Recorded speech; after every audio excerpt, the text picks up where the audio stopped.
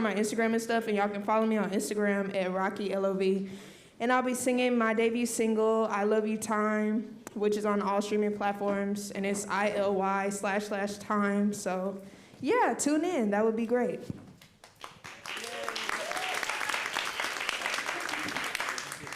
Hey, what's up, everybody? How y'all doing? Good? Woo! Got a show October 15th. It's at the Labyrinth. We're getting back into it. Got the band going. We're gonna have a good time. We might even have a set by our very own Will Rosner. We'll see. I hope so. Anyways, we'd love to see you there. More details to come. Thanks. Yes, sir. Thank you, Dave. So you see, Ben sent me something that is up here. So if you send me things, preferably before 3 o'clock on Monday afternoon, I can put them up before we start. Another hint, I realize if you're making things that are gonna be flyers that you're gonna print on pieces of paper, that's a really great shape to make it. If you're making something that I'm gonna put on this screen, that's not a great shape to make it. It's okay to make two versions of your stuff, right? Make the one that fits on Instagram, make the one that fits on Jeff's screen, make the one that prints on a piece of paper. Okay, that's our lesson for today. Happy Monday. Cool, okay, so we've got a really fabulous guests. They are a band, so I don't know if it's a singular. Anyway, two super cool people that we're gonna meet in a second. But I am going to start by getting out of Ben's thing here. And I'm going to play a video for you, but that's not the one I want to play. That's the one I want to play. Here we go. Attention residents of Cook County, immediately go inside and shelter in place. And it may be the best way to protect yourself and your family. It's much safer to shelter in place than to go outside and breathe contaminated air.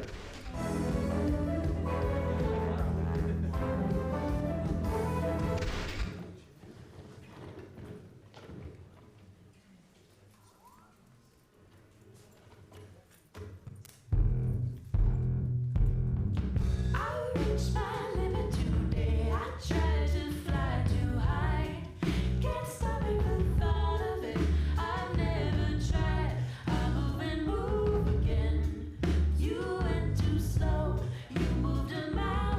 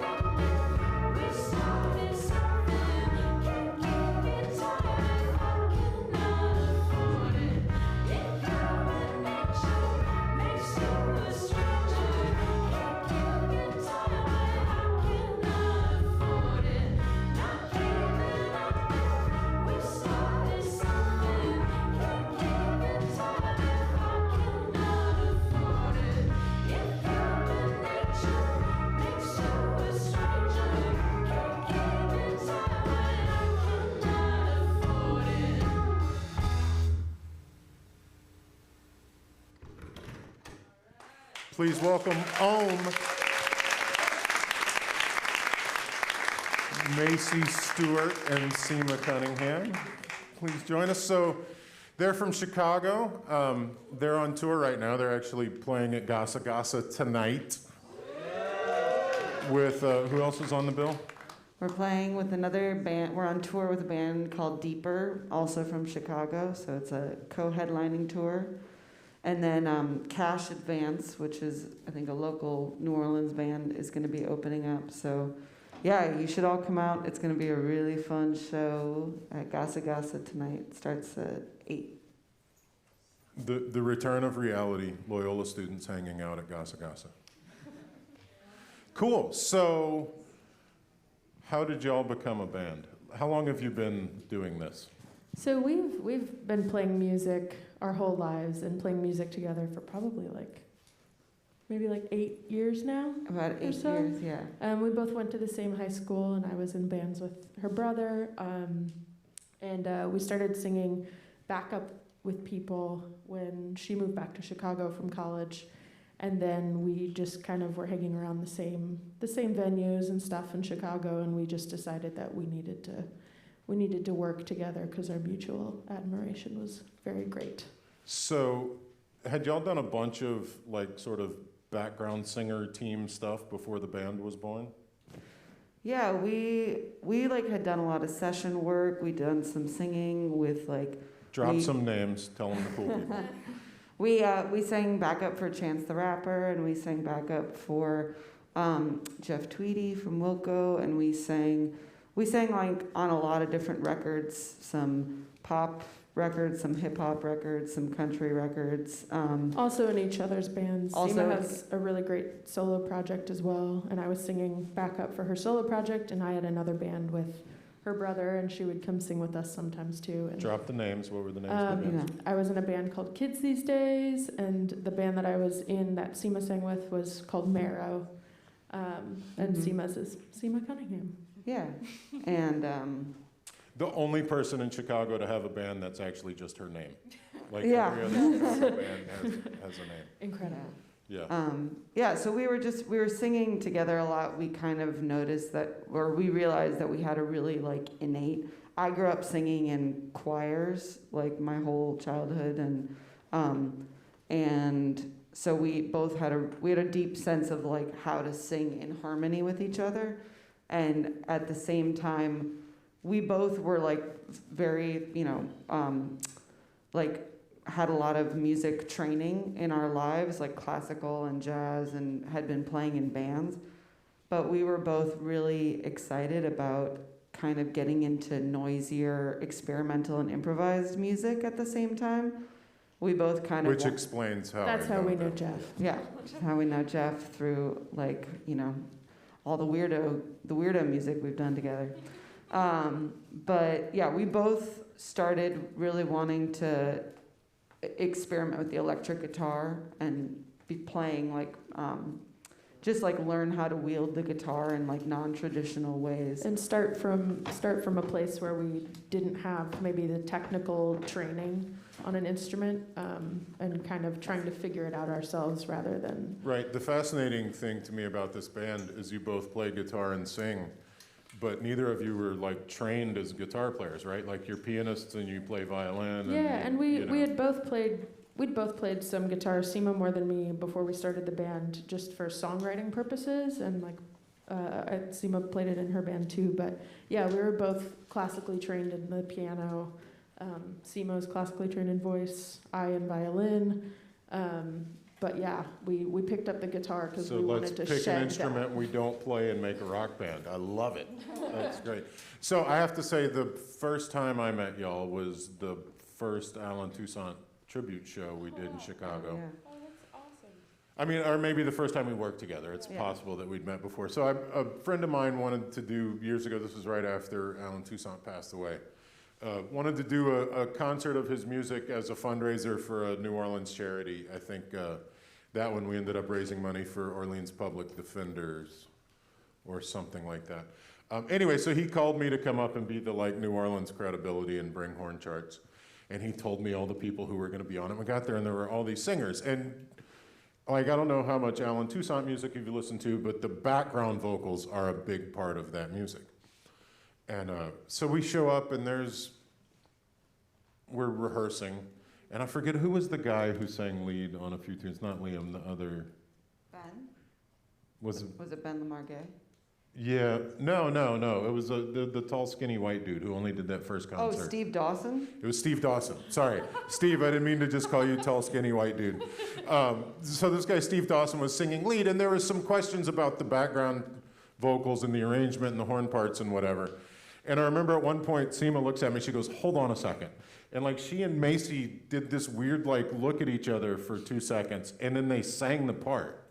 And I was like, oh, okay, this is the like section thing. Like y'all had a thing. It was like they could read each other's minds. The next harmony would come up and one would look at the other one and they'd like raise an eyebrow or something and then the right thing would come out. That means flip. Yeah, right. That means, yeah, right. See, I don't even, anyway. It was, so then on that same trip I got a chance to hear this band that hopefully you'll go hear tonight. And it really freaked me out. I fell in love with like all this fascinating music. So, the interesting thing to me is that you took this thing that was sort of a skill, like here's a thing that we do to get paid or help our friends make music. And it helped you realize like, oh, we have this creative thing too. So did you start writing music for Ohmme like right from the time you decided we're gonna be a band? Or did you do like people and start doing covers? Like how did that develop? Yeah, I mean, we had like a pretty massive repertoire of songs that we had written on our own. And I think that for our first record, we each did like we had like three songs that we brought to each other because the intention was for it to be a project. We recorded at Seema's studio and we kind of brought these songs together and arranged them together in the room through a lot of like improvising, and it was a lot more ambient in the beginning and a lot more textural. Yeah, that was kind of how we started working on music together for Ohmme. Yeah, it was definitely like Ohmme started as a project, and because, you know, as we said before, we kind of wanted to explore these things, so we brought a couple songs to the project, and pretty quickly, like, first of all, felt like, oh, we have to make this a band. Like, this feels really right. You know, sometimes, you know, you make a lot of projects, and then one just kind of feels like it has the wind underneath it, and feels like it makes a lot of sense, and you gotta go with it, you know, and I mean, you know, I was happy to go with it, but it was also relieving to me because I've been a songwriter for a long time, and I write all different kinds of songs. I write pop songs, I write like weird country songs, I write all different kinds of, that feel really disparate, and I always felt a little like I had trouble like making a project that just sounded like one thing. But then making a band with Ohmme, it sort of like was an externalization of both of us. Like we both create, like have specific personas within Ohmme, which is really freeing because it allows you to kind of put like really specific ideas and aesthetic into one project instead of like constantly trying to like make a bunch of different ideas sound like one cohesive thing. And so now I feel a lot more relaxed about like my solo stuff is a little bit more, you know, moves around and kind of switches genres. But Ohmme, you know, especially now we're like 5 or 6 years into Ohmme, we know like when we bring a song to each other, like, oh, that's a Macy solo song, that's a Seema song, this is an Ohmme song, you know. Which is interesting because Macy's just got a solo record that just came out. It's so beautiful. And it's funny, as I listened to it, I was like, this totally sounds like Macy and totally does not sound like Ohmme. And then I thought it was ironic that like 3 days after your solo record came out, you went on Ohmme tour. The next day. I'm gonna play another song, which is actually not one that you asked me to play, but I'm gonna play it anyway because I like the video. Oh, that's the one I just played. That's the one I'm looking for. Oh. She ladled the conversation, skimming from the top. It's my grandma's house. That's my parents' dog.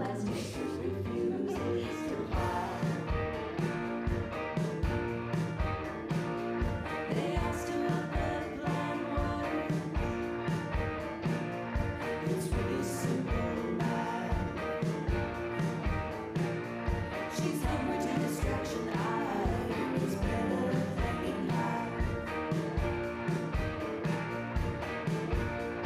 And I want a new icon. I want a new icon. I want a new icon.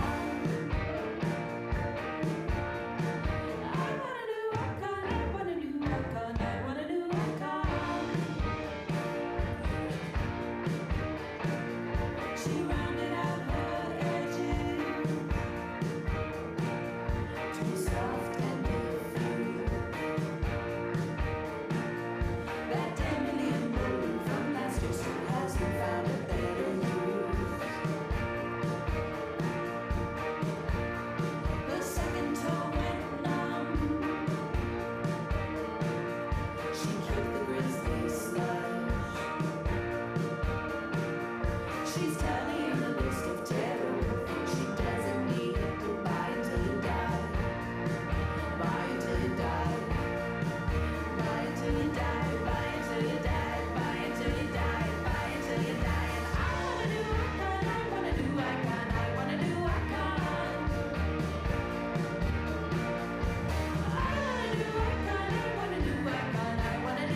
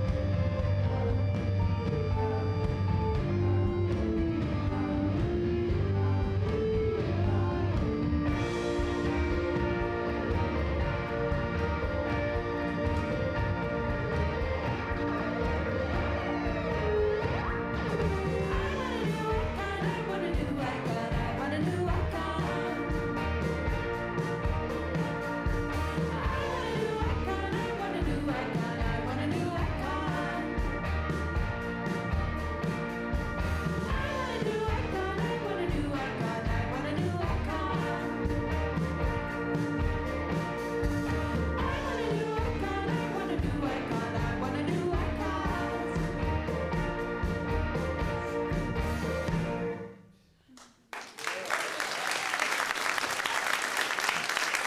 Besides the tour of people's hairstyles and the dog playing Spin the Bottle, I like that song. So you guys, you make a lot of videos, even from very early, like you had just decided this was gonna be a band, we're making your first record. There were a couple of videos off of things off that first record. And they have a vibe. They all have this sort of like almost surrealist kind of thing to them. I will just tell you, you should go down the YouTube rabbit hole and find the videos. There's one where they're all in like covered in stretchy material, and there's the Oh, our hands. yeah, no, you can see the The hands. concept is we're hands people. And then there's one where they're like filming each other all over Mexico City. Oh, yeah. There's like so. Was it going in? Was it a given that you just had to make videos? Like, how did the music video, become such a part of your thing? Because I'm a child of the '80s. Like everybody made music videos, but it sort of felt like that had passed and is maybe coming back. Like, how does that play into your marketing plan or your creative output? Like, what's it mean to you? I mean, for us, they're a really fun way to collaborate with new people and also to like celebrate songs as singles and individual. I mean, music videos are fun. These days, it's a little different. Like, we're not on MTV, and so there's not like a bajillion dollars to make music videos. So budget. we make a lot of budget music videos. So, for example, we were flying in January 2020. We flew to go play a show in Mexico City, and we were kind of in crunch mode, needing to make music videos because these days if you put out a record and work with a publicist, a lot of the times they're going to want you to release singles before the record comes out. So you'll make like Two or three. 2 or 3 singles, music videos, to kind of tease the record. And you need them a month before Yeah. they come out, And you so that gotta- they can place them somewhere. Mm-hmm. And they're a month or two apart, so you're 6 months out from this record coming out, and you're like, oh, I need a music video now. Totally, yeah. So, you know, I mean, order of operations, you like finish the record, you get it mixed, you get it mastered, you send it off. Maybe you're, you know, if you're lucky enough to work with a label, we work with a label, so we send it to them, and then they get it into production, and then you kind of, there's like a whole time schedule of like, okay, then you have a couple months where you make videos, maybe you do a new set of promo photos. I mean, this is like, you know, the standard wheel of operations, and then, you know, and then you sell your soul on social media for 5 months and try and get people to listen to your record. And then you go on tour to New Orleans. And then you go, Here we are. So where do the video ideas come from? Do you like get in touch with a videographer and say, do y'all bring ideas? Like, how's that Yeah. creative process work? Yeah, I think it's a mixture of things, but you know, a lot of the time it's definitely like, oh, we love working with this person creatively, or like this person has a really awesome, you know, we love their visuals and we want to see what they could come up with us. Sometimes like for the Fingerprints video, which you were talking about earlier, like Seema had just like a vision of these little hands creatures. So we were like, let's make a video out of that. And then we had our friend Hannah Welliver, who actually directed the Limit video The first as well, the first one that we showed. And we kind of worked with her, and it ended up being awesome. And like our friend Marin Celeste also made our very first music video for a song called Woman. I've got that queued up, just in case. yeah, it, you know, sometimes it can be really simple. Like from our most recent record, we have a song called Ghost, and our friend who we've worked with a ton of times is just like, hey, how about shiny ghosts? He's like fancy ghosts. Fancy ghosts, that's was the the whole- concept. And we like ordered some sheets from the internet. We ordered some satin, like neon colored sheets and cut eye holes in them, and that was the whole. And then we like got our friends to dance backup. We had backup dancer ghosts. It looked really cool. It It was was fun. great, you know. There you go. Exactly. On a budget, yeah, exactly. I mean, you know, Gotta do what you gotta do. some people really go all out for videos, and that's Also great. really cool. You know, that's really great, and like it. But for us, they're kind of, you know, they're smaller promotional items, and you know, we usually. I think we also we really enjoy the challenge of working within parameters, you know, setting parameters of what we have to work with and then seeing what we can do within it. Because I think that gives, at least for us, it feels much more creative to work that way than to be like, we're going to get this and this and this and spend all this money. It's like, okay, actually, what can you do with this? And that feels a little more Well, and I think true there's to a us. very consistent aesthetic from okay, we're gonna make the video at my grandmother's house, or at the beach, or because we happen to be in Mexico City. Yeah. That one was actually cooler, because it was Mexico City, but. Yeah, well, when we got confirmed for that gig, we were like, let's find a music video director, and we emailed someone, and that one, That we was had- incredible. we had nothing to do with the 3243 music video, like the concept, because they emailed us back in 30 minutes, and we're like, yes, we want to do it, we can do your budget, and here's a whole idea. And that's amazing to work with someone, because Was it someone who knew your music, or did No. you just like, hey, we want to make a video for this song, do you have an idea? Yeah, No. it was kind of that. I mean, we sent them our music and they listened to it right away. We caught them at a good time, and they ended up really liking it. Somos Simios, they're a really great collective out of young Mexico City. Yeah. They're awesome. That was really cool when that happened. So have the visual concepts of the videos influenced your stage show? Because most of the times I've seen you play, it's been in tiny places, and it's essentially y'all on stage playing. Yeah. We're gonna play something else here in a minute. But I've seen social media evidence of your larger shows, you know, Yeah. the Thalia Hall shows and stuff like that, where there's I'm not going to say full-on Spinal Tap presentation, but there's a thing on stage. Like, did that come out of the video space, or how did that develop? I think both of us are really excited about like production and making a show rather than just like we're playing songs. You know, I think we've always loved the larger than life aspect of Ohmme, and you know we really admire people like Kate Bush and like you know David Bowie, and I think like doing some of these videos and producing the video shows in quarantine when we weren't able to actually perform. You know, we had to make them look like something, or we felt like we had to make them look like something more than just playing songs for a camera, and that sort of inspired us to keep rolling forward with that for live shows. I think especially after the pandemic and like missing, obviously we were still able to connect with people through the internet, but like really performing for an audience and like having this special connection of like, hi, we are here to to perform for you, to put on a show. And you know, we're super inspired by Kate Bush, and we watched a lot of her music videos and a lot of everything that she did to kind of create this whole visual aesthetic world. I mean, Bowie, so many artists have done it, you know, but it made us really excited about like, you know what, when we finally can get back out on the road, we're wearing outfits. We're doing it as big as we can. We're gonna, you know, we brought some, Macy's sister is a stage designer, so she designed some, like, you know, some easy travel props, and just cause like, you know, it's like we want to bring people, we wanna like entertain people, we wanna give you like a whole experience in a night, you know, and it transforms us too, you know, it takes us from like rolling out of the van in our pajamas and being like, I guess we'll play some songs now, to being like, all right, here we are, we're in our suits, I got some sparkles on my face, I am ready to entertain. So I love it. I love transforming and kind of taking on a persona and like really putting on a show. Same. I feel like that segues perfectly into this next one. So, when did y'all do this? When did this come out? Is this November? October. It Exactly. was about a year ago. So during the early pandemic, nobody was really playing shows. We had all sort of started doing live streaming things. I had already reached the point where I was like, forget a live stream, produce something nice and show it.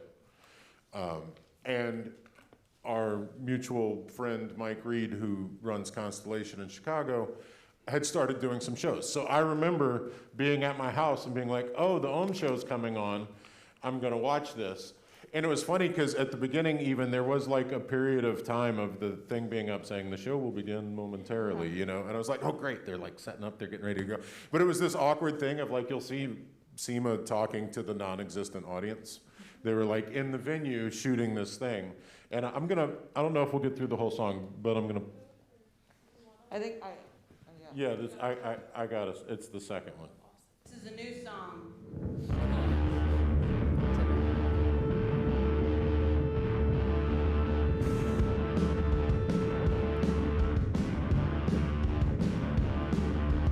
Welcome to the fun where the free market won and money is a crown and nothing trickles down that isn't bleeding. Hungry little ants with their hands down their pants wanna take care of themselves before everybody else a little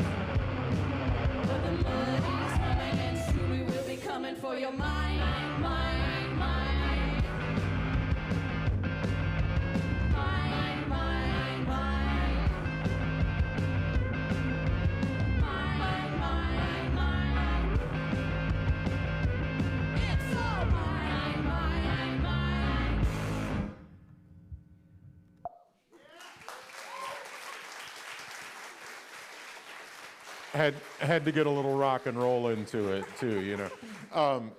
What I loved about this was when I was watching it, it felt like a live thing and it was happening. But then there was the cutaway with the background singer, and I was like, wait a minute, this is produced. And then I started listening, and I was like, the mix is really good. This sounds like they've spent. So talk about the idea, because we all went through the like try to do it live thing. Yeah. Talk about the decision to sell this as a show, right? Like people bought online tickets to go at 8 o'clock on the Constellation website and watch it. But what we actually got was something that was much better because it was pre-produced. It was like essentially a concert film. Yeah. Why'd you do it that way? Well, we had done a lot of like Instagram lives and a lot of things where we were just playing to a camera, just me and Seema. I remember one where that was like, somebody text Macy and tell her to go to the other I didn't know how it feed. worked. Yeah. I didn't know how to sign on. I think that was the first one. Got better at that since then. Yeah, so that definitely didn't happen here. No, I was signed on.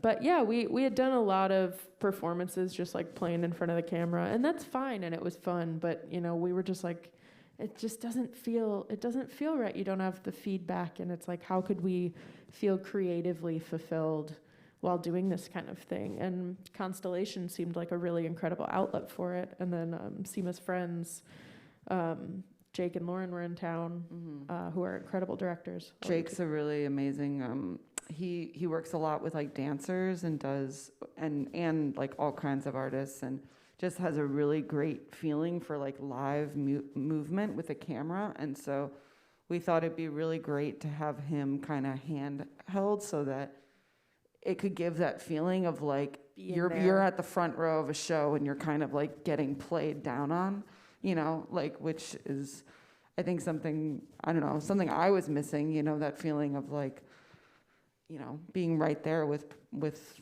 music. So yeah, I think we just wanted to make something that felt whole, like it was like surrounding you by the performance rather than, you know, obviously the really intimate Instagram live shows, and we did it every which way. We did one where our drummer, Matt, now lives in Copenhagen, and he had a baby like the week before the pandemic started. So we had one where like he recorded himself playing drums to a click, and then Macy recorded to that, and then I played to them being projected on a wall. It was crazy. And like that was like for like a Doc Martens one or something. And then we did others. We one time over Instagram Live tried to like play together. It did not work. That's not how the internet works, we learned.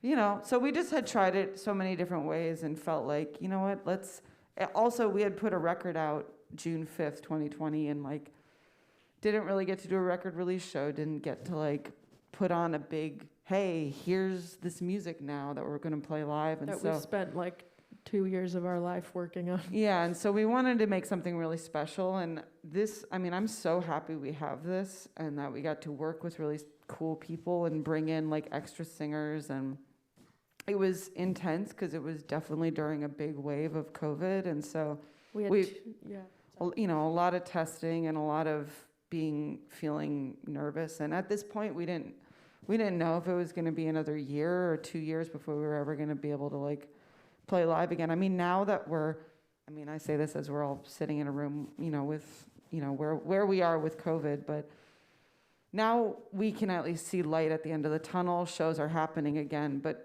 then, you know, we just didn't even know if like playing shows for people were going to be a thing again. It was before Chicago winter too, which is like which is sad.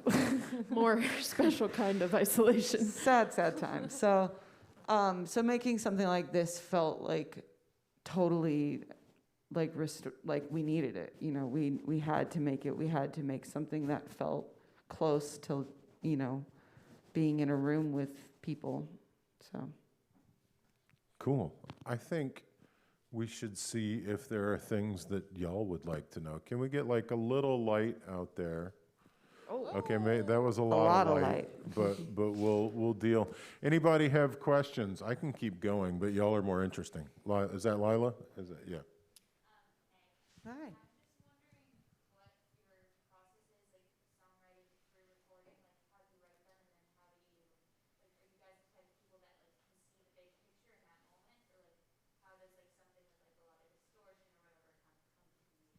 I'll repeat that for the video.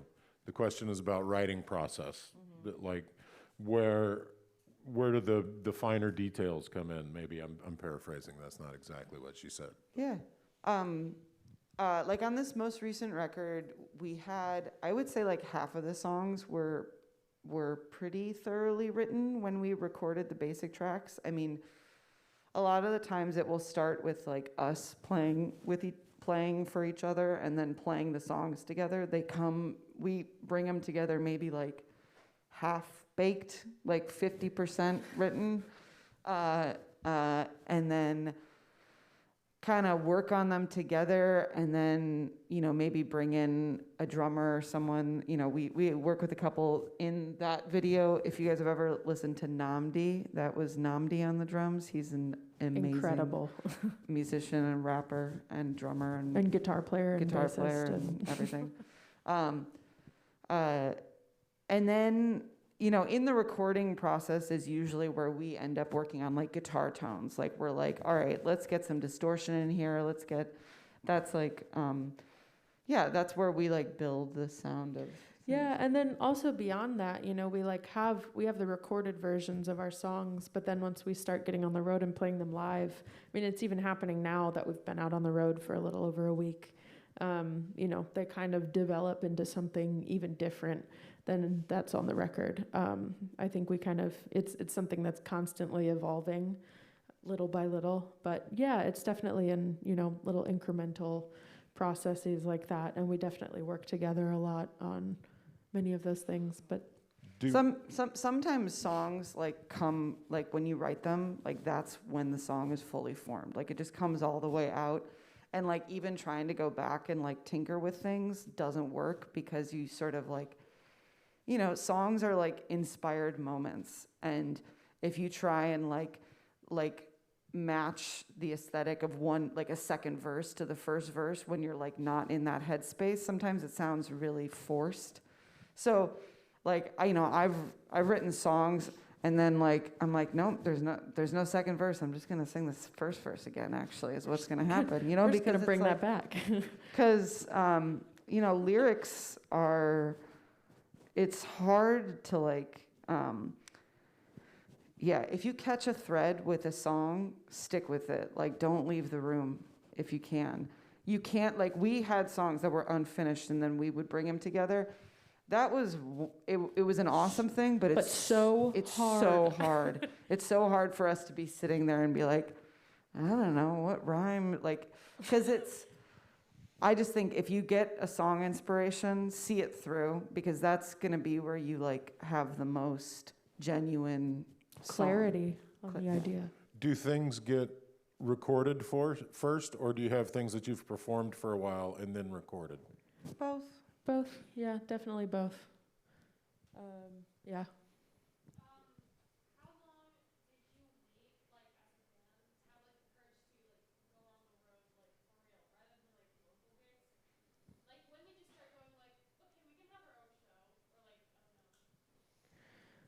We had shows booked before we didn't really like. Well, that's kind of like the first thing we did. we both were really excited to tour and had some experience touring. And I had been touring like for 4 or 5 years before our band started. But like long before we had audience or had a like guaranteed money coming in, we started booking our own tours. Like we wanted to get out to places, so we would call people up that we knew and try and put shows together and connect with people in other cities and like, sleep on floors and really rough it. It's a challenging thing. You have to be like really, you definitely should make sure that you're ready to play to rooms of no one. Like that's gonna happen is, We've played many shows to fewer than 2 people. yeah, like that just is part of like, learning. Some people really wait a long time, like they build up a whole internet presence, put out lots of music before they even think about going on the road. But for us, we just wanted to start touring. We wanted to start playing and start getting to know people. And like, now, I mean, now we know like so many cities, like we've traveled to them. But like the first time we went to Europe, we just wanted to go to Europe. And so we just figured it out. And We like, basically backpacked. we but basically, yeah, with an amp in a backpack yeah. and a double guitar case. Well, and that's the advantage of early on, like you weren't Yeah. even traveling with a drummer. No, we were like just it a was duo. really just the two of you, so Yeah. it's easier to do cheap. And now that you've got a few records out and been to all these cities a few times, now you've got We gotta a step it drummer up. traveling with you and another musician, and like the thing Now we has can- grown in some Now we ways. can book hotel rooms sometimes. When you don't have friends with big houses in that town.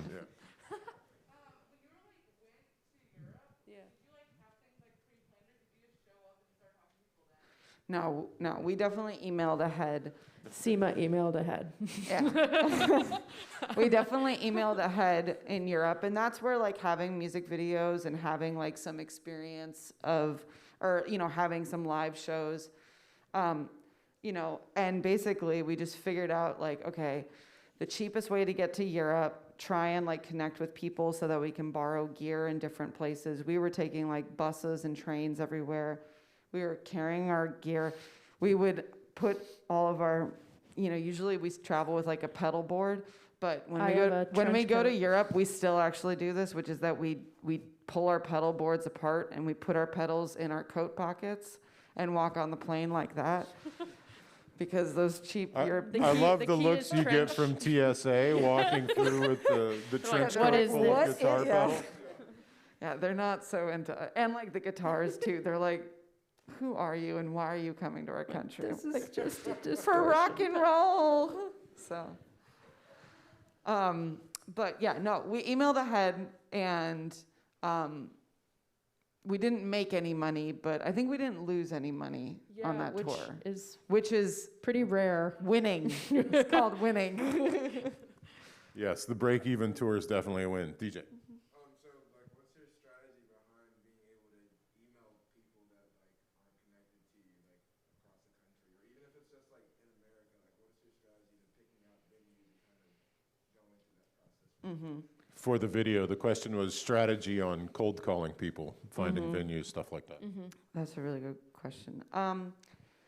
I think that a couple things I would say, work on your cold call email, just kind of get it organized, keep it short. Definitely include a couple videos that you think really speak to what you do live and what you do recorded. And I would demonstrate that what goes on at the venue. Take a look at who has played there before, who in their city you think hey, I'd love to play with this person. You don't know if they're available, but it's if you were cold calling, let's say the Hideout in Chicago and say hey, I see Michael DeVille is booking there. There's been a lot of really, there's been a lot of, these shows have looked really great. I'd love to jump on a bill like that. This is kind of what I play, and sometimes you can be honest about hey, this is the genre that I fit in, or that my music is considered to be in, but I'm down to play shows. We are, I don't know, I guess we're indie rock or we're something experimental rock. But we play shows with hip hop artists all the time because they're they're our friends, or we know our audience would also enjoy that music, So I think try and keep it short and sweet, but really demonstrate that and the truth is in the beginning, the money is gonna be terrible. So you kinda, and we all have other jobs we save up for doing the thing, only, after a while does it become kind of financially viable to not have other gigs. But most people, even people who are doing it full-time at a really high level might have some kind of other gig or job that's going on. But if you do it smartly, then you can have the tours be really concise, and you can like kind of go and, you know, maybe 4 shows will suck, but 1 show will be great. And then it's like, all right, you know what? We're going to go play. We had a great show in Houston last night. It's like, all right, let's go play Houston again. Like, that was really fun. That was a good time. Like, Yeah, we know keeping track of what venues are also, you have a good time at. On the other end of that too, like with Seema and I have both booked some series, have both booked shows, and when we get emails from people, you know, sometimes like I for a couple years I booked a very tiny series at this bookstore called Myopic in Chicago, that does. Yeah, it's a great bookstore. But they do like an experimental improvised music series up there. And sometimes I get emails from people and it's like, do you even know what this is? Like, are you actually reading the website, or are you just like trying to get whatever? And I think it's really important to do your own research before you email people, because that goes a long way. If people like trust that you are, you know, that you're looking out for yourself and also like looking out for your music and want to bring, like, really mean it. You know, I think that carries a lot through email and through those messages, and will help you along the way a lot more too. Also, eventually, merch will help out a lot. Like, we double our guarantees, like our guarantee being the money that we're guaranteed from the venue. We double our guarantees often by selling merch. So, like, merch will help make it financially viable too. I forgot. I should have worn my Ohmme T-shirt today. Come on, Jeff. It's in the drawer somewhere. So, what kind of merch are y'all carrying right now? We've got got records, t-shirts, we we got got 7 vinyl. inches, we got stickers, Crop we tops. got crop tops, we have full tops. I am not wearing the crop Full top. tops and You're crop safe. tops. It's okay. Yeah. That's it. I thought. Mia.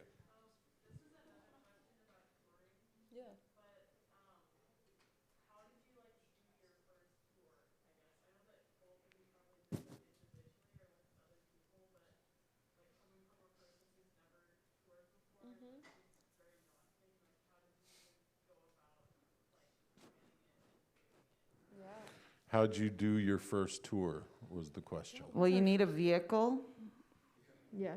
and you need to learn how to use Google spreadsheets. Or being organized is key. Yeah, I mean, you know, you want to route.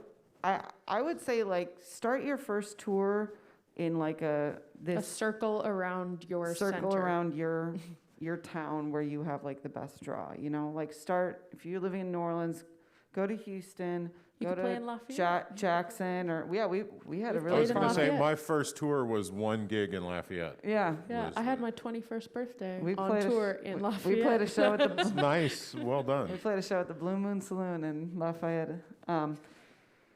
You know, just kind of start there, get a feeling for it, get a feeling for what it's like to play in a new town, maybe get a feeling for what it's like to play to a room of 5 people, because you need resilience to be on the road. That's like a big part of it. Like, you have to kind of be able to manage your ego and manage, you know, your confidence, even if you're just practicing for a room of a couple people, you know? And I think also, like, meeting people who are doing similar things to you, like going, you know, if you want to play a venue that's in your city, you know, in New Orleans, like, or in Chicago, the way that we did it is like, you know, we go to these venues and we meet people who are hanging out there, and we hang out with them and we talk with them and we see what they're doing, and then we see, you know, we kind of share what we're doing, because it's all like a network of knowledge that you have to like work to kind of figure out and navigate your way through. And that definitely goes a long way with figuring out how to tour, because if you find some people who are at your level or maybe like a slight level above you, you can be like, okay, what did they do to get here? And then how can I maybe like find my way to do a similar thing, or, you know, things like that. I had a question up there.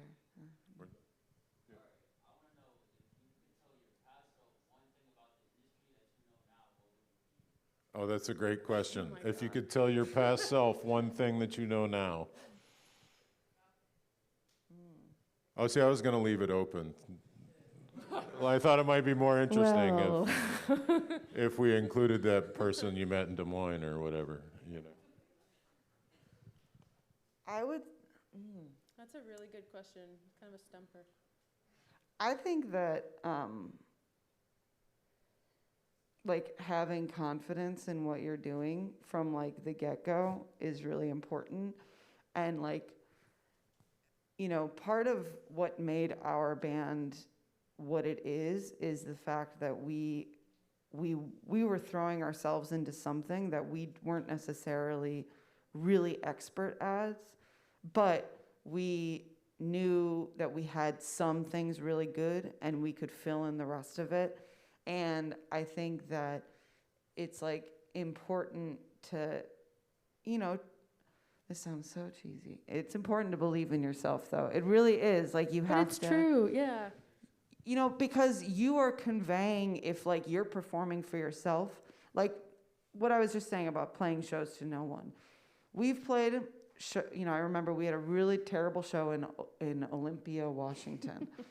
And, you know, and it was just one of these shows where like the venue didn't really remember we were coming, and we were like, oh, okay, well, here we go. This is going to be fun. And there was a band practicing next. Oh, There no, was they like were a playing Led Zeppelin cover covers. band practicing next door, and we were like, oh, okay, this is interesting. But you know what we did is like we just turned in towards each other. Like we played on stage because we were there to play, and we just turned in towards each other and like performed for each other. And it's like you like that. No, but that really helps. And like even It's if you're true. a solo artist, you perform for yourself because ultimately people are connecting to like you channeling an energy. Like you're there to like that's why you go on tour, is because you're saying, I want to channel this creative energy on stage for someone else. And you know, if no one's there, that's okay. One day someone will be there to watch it, you know. And also, you know, the reason we're doing this, the reason that anyone wants to do it is because you love doing it. So it's really important to like, yeah, to keep doing it even when it feels impossible sometimes, you know, kind of find a way to work with that. I played a gig once. It was here in town, and Michael Ray was on the gig. You might not know who Michael Ray is, but he played with Sun Ra, and he also plays with Kool and the Gang, and he was sort of a mentor of mine. We played this gig, and there was like 2 people there. It was at the Dragon's Den, but the band was on fire, but nobody heard it. And when we were done, I turned to Michael and I said, so Michael, if you play great music and nobody's there to hear it, is the universe still better off? And he was like, yeah. So there you go. You put the energy out that you want to be there, you know? Yeah. Anybody else? Is Will trying to raise his hand back there? What's up? Yeah.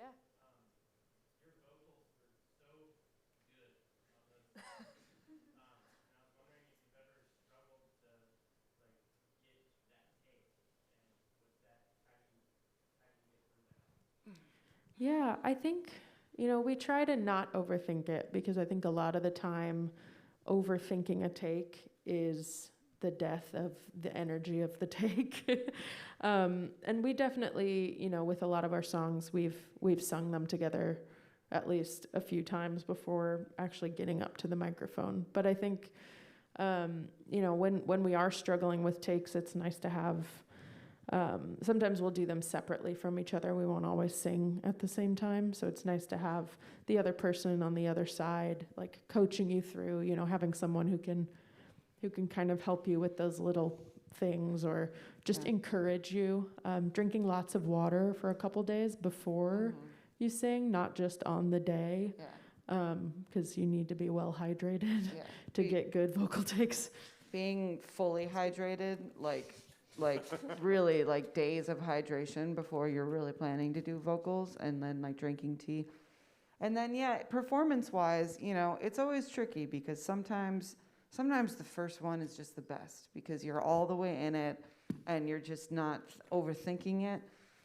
But if you are really going for a more precise vocal thing, one thing that I do recommend, which is kind of what Macy was saying, Like, find someone who you trust, who you know, like, loves you and your voice, but also who can maybe, like, help guide you. If they, like, I always feel like I want it when I'm doing vocal takes. I want someone who, like, knows that I'm a good singer, likes my voice, but knows when I can do better, too. So they can be like, come on, one more.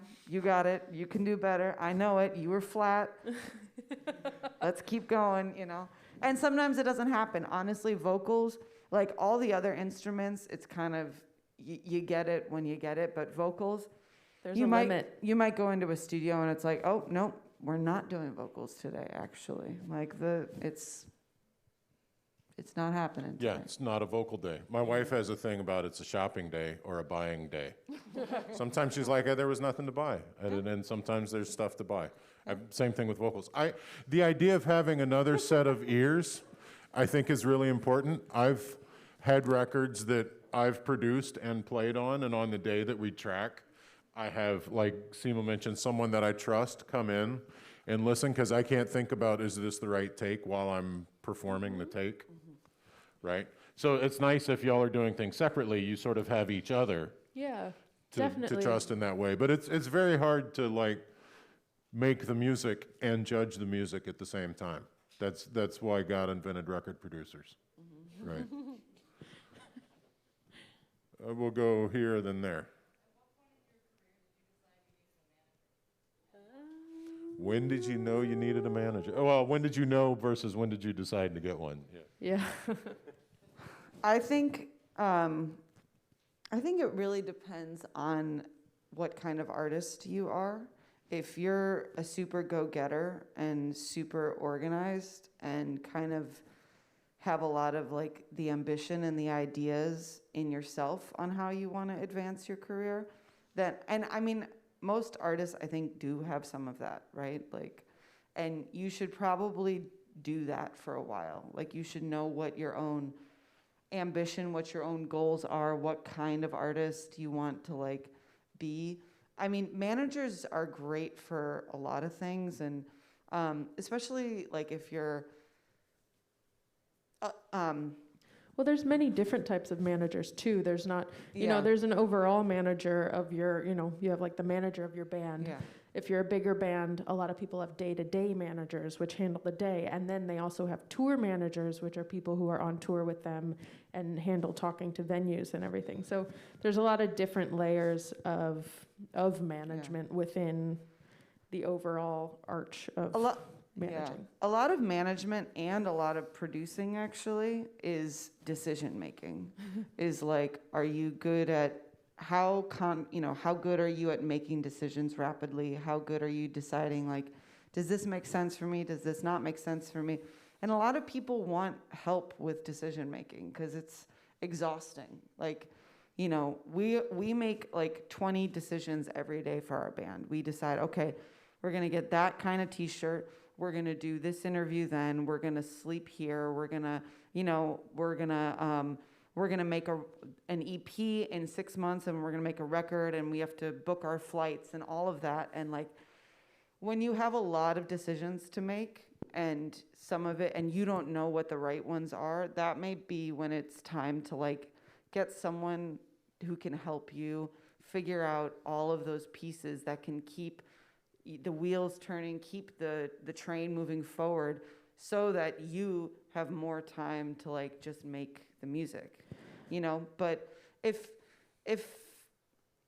you're not there yet, if you're still like, you know, if it's still a one person engine, I would say, you know, you got to put the work in yourself and learn what it is, because through that you will know if you have a good manager or not when you do hand over the reins to someone. It's true. I've been in bands with terrible management. I've been in bands with some pretty good management. And, you know, like when we started our band, I think we were a band for probably like 2.5 years before we started working. Yeah, with our someone. manager helped build the whole rest of our team, our agent, publicist, our record label. She was the first person that we had on board aside from ourselves. Yeah. So you need to make sure that you trust that person too. That is probably like the most important thing, because bad management can be really bad. Yeah, it's supposed to make your life easier, not harder. There was one more, yeah.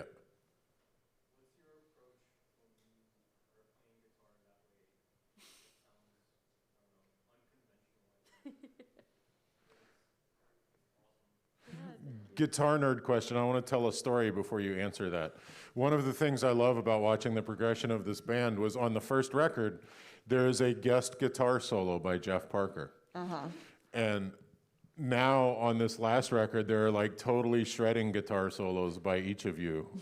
And I just think, talking about believing in yourself, that thing from, oh, we should get Jeff to come play this solo on the record, to, no, I'm gonna, like, okay, now you can go guitar nerd with. We think about guitar. I'll speak for myself first. I think about guitar really rhythmically. Like, I kind of think of it, especially when I'm soloing, as like a percussion instrument almost. Like, instead of focusing so much on like the individual notes and like making like a really cool thing that sounds good and really melodic, it's like, I love the jazz shoulders when you say really cool thing, yeah. you know, our vocals are really melodic. Like, we cover so much melody and kind of create a lot of the beauty of our music in our vocals. And so the guitar for us is like where we like to create the grit and the kind of ugliness in the music, because ugliness is really important in music. And so I think of the guitar as like kind of a,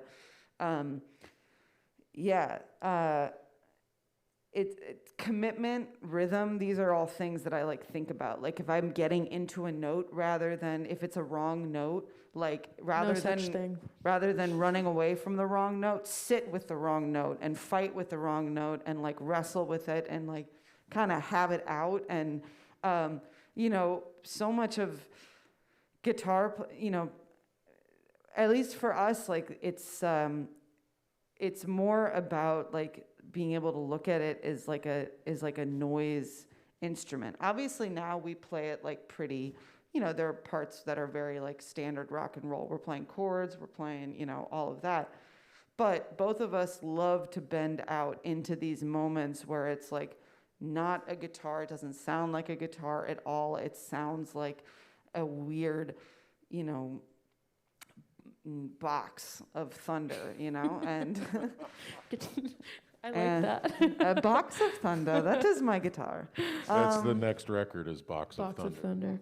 Yeah, I think I feel very similarly about the guitar too. I think, you know, a lot of what drives me with playing the guitar and with soloing and with improvising in any context, be it piano, violin, guitar, anything, it's about the energy. Like, being extremely intentional with what energy you are channeling through your instrument.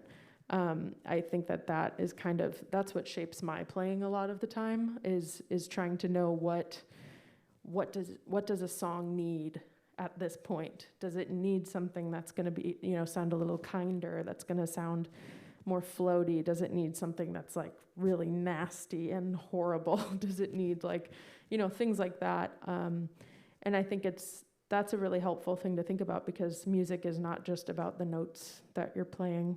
Again, this sounds like really cheesy, but it's not just about the notes that you're playing. It's really about like what energy you're putting into it.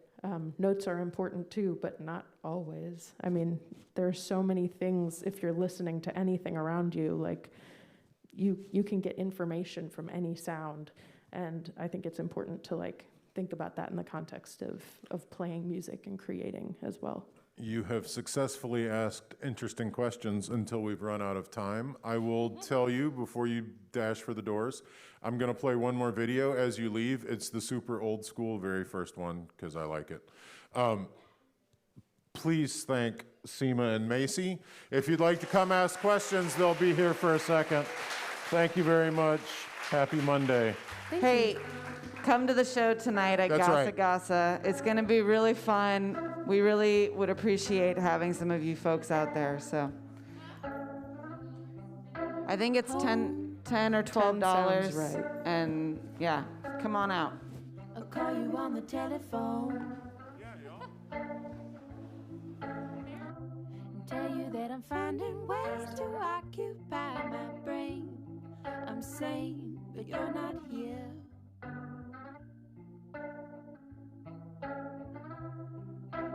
There, I'm not trying to get you,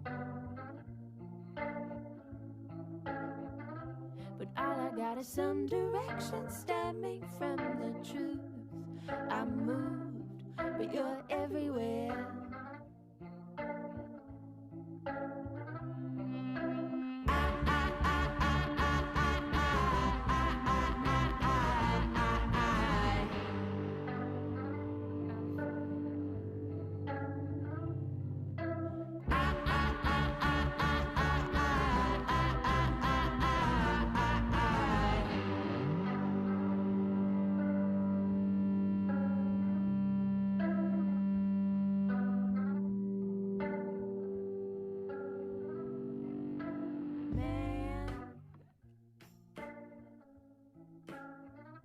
He thinks about woman, but never when the time is right. He barely makes the call. He falls and we cannot catch him.